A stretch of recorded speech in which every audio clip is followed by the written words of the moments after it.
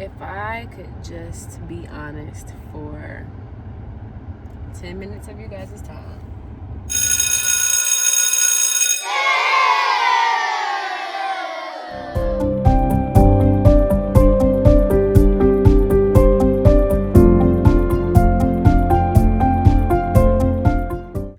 What's up, Maniacs? It's your girl, Shalisha, aka the Maniac Math Teacher, coming to you with a kind of unorthodox type video. But before we get into it, go ahead and let me know down in the comments if you are new here. If you are, welcome. If you are not new here, what's up, fam? Welcome back, squad. Make sure to like this video, make sure to watch it to the end, make sure to comment down below, and make sure to subscribe and click the bell notification so that you never miss any content that is uploaded. All right. I'm sure everyone is aware of the climate of our country right now. For those of you who may not be watching in the United States, I live in the United States. I reside in Atlanta, Georgia. For those of you who are watching and you are in Atlanta, Georgia, I am sure, or not even in Atlanta, Georgia, but in Georgia by itself, I'm sure you are aware of the state of our state and the climate of our state as it stands right now in as it pertains to COVID-19 and the rise and influx of COVID cases. With that being said, if you watched my classroom setup videos, which I will link up here for you, and I'll also link them down in the description box below. My classroom setup videos, we were under the impression that we were going back traditional school. Classes would be at full capacity. We would operate as we did prior to COVID, or as it will be referred, BC, before COVID. And that is how I set up my classroom. The reason that I have not gotten around to filming my classroom tour yet, which I have wanted to give you guys for some times, but the district keeps changing its mandates in regards to our COVID protocols and how they're going to be implemented this school year. So at first, while I was setting up my classroom, I checked with my AP. My AP said that we could have tables. The students could sit at tables as long as there was no more than, a certain amount of students at a table. And so I set up my room in accordance to that. I set up my room with center areas. In accordance to that, I set up my classroom library. I can insert some pictures around me here. With that being said, it's not going well. So this is day 11 of school.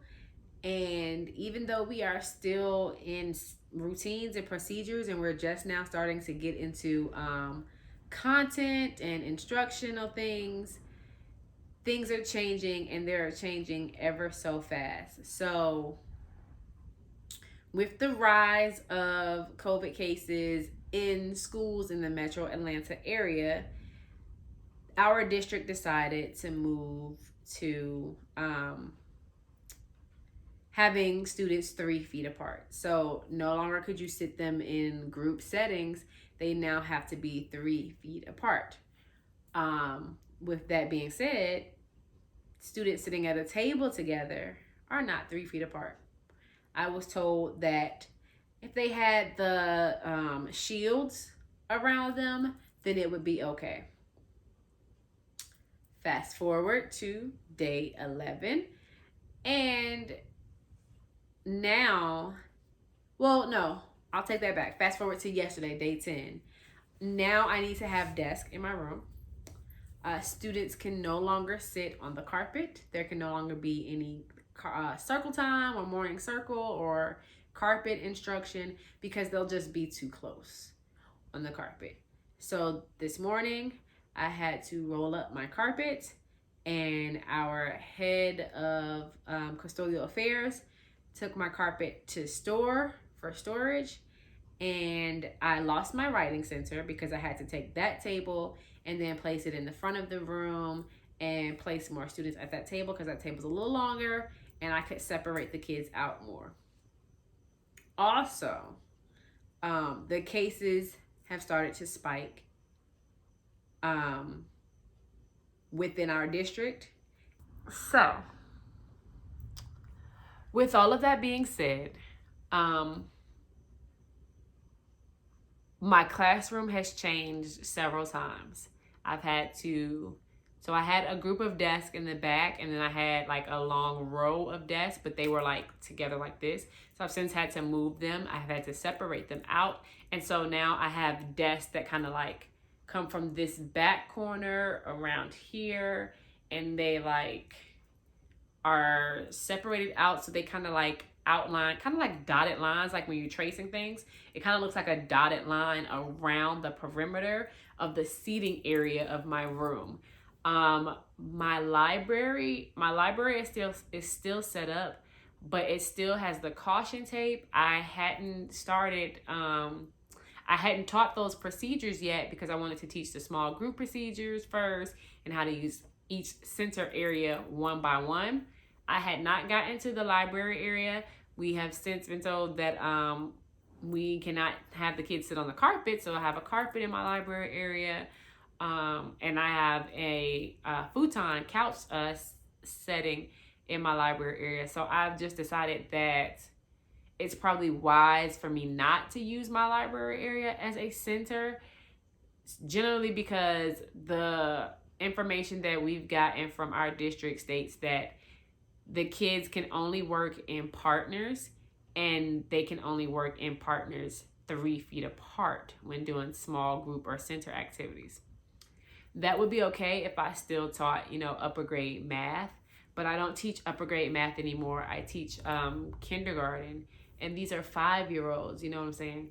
And so 5-year-olds don't understand yet how to be 3 inches apart from each other, much less 3 feet. They haven't really learned all of the mechanisms of how to work together cooperatively and how to cope when that doesn't work. And so we're teaching those routines now, but now it's like, how do I teach those routines on top of, I want you to be able to share with your partner and use kind words to hand things and work together, but do it from a space apart. It's a bit overwhelming to think about all of these things on top of systems and routines, on top of instruction needing to happen, on top of these kids have never been in school before, on top of the ones who did attend preschool, because in the state of Georgia, pre-K and K are not mandatory. So the ones who did attend pre-K last year or some type of program prior to coming to us in kindergarten, they had to do it virtual last year if they did it. So you still have the prospect of them not attending any type of program. Then you also have the prospect of their only experience in a school setting was through a screen last year. So the caveat is on both edges.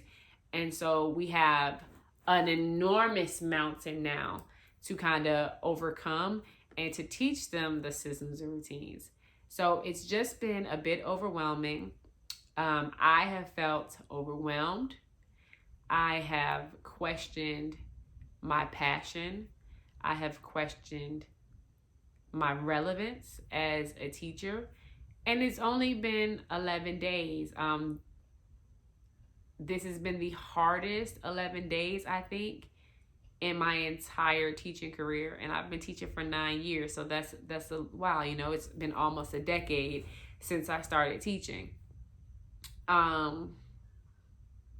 So it's just been a lot of self-reflection and how do I proceed and how do I move on and do what's best for the kids, but also do what's best for myself. Because as it stands, we still are unsure and unaware of what the policy is with the cases going up, about what happens when students contracted. Will our school be shutting down? Will we be going back virtual? What we don't know. At one point, they were talking about be prepared to pivot. And in the next breath, we're being given information that we're not pivoting. So it's just a toss up, and it's just been hard for me to find my footing. And I feel like I can't catch up. And I feel like I can't, keep up with the job requirements that are required of me as a teacher first, then as an employee, a staff member, and everything else that my students need to be outside of what the admin and all of that need me to be. So with all of that being said, it has been an overwhelming 11 days. The feeling of not being able to catch up, not being able to take a breath, not being able to be efficient at my job, not being able to be the type of teacher I am, and the type of classroom teacher that I have been in the past for my students, has left me feeling much anxiety. It has left me feeling frustrated. And by the time I get home, I feel a bit depressed, because when I get home and I try to decompress of the day and self-reflect, I've always, ever since my being in my education program, I've always been taught to self-reflect and see what you can do better and see what you did best in the day. So glows and grows. And I found that at the end of the day, I usually tell myself a glow and a grow. And I found that I have had no glows in this first 11 days of school. And that's unusual for me. And that in itself has been a bit depressing. Coworkers have started to notice. They're like, are you okay? You're not your bubbly self. You're usually dancing in the hallway and doing cheers and playing music, and just the type of teacher that I have been and that they've come to know and love. It's been diminished a bit by all of the uncertainties. And that makes me fearful. That makes me fearful of how this year will progress. That makes me fearful of what my students would miss out on because of how I'm feeling and how the situation that's unfolding because of this pandemic is falling back on me and creating on me. So squad, bear with me. I think that my classroom is finally in its final stage of whatever. And so I'll be able to at least push out, my classroom tour video. As soon as instruction gets started, I will be able to show you some things. I also need to push out to you my first week of school activities. I did do some recording with that. I just haven't been in the mind frame to sit down and edit videos and go through footage and things like that. So I apologize to you, my fan base, because I know that you have come to expect those videos and you want to see what's going on, and we're building a family here, and you didn't know. With that being said, I want to thank you for watching this video. I want to thank you for allowing me this platform to be open about how I'm feeling and where to go from here. And I will keep you updated on how things turn around and how things progress in the next 11 days and moving forward. Make sure you like, comment, and subscribe. Thank you for coming. Peace.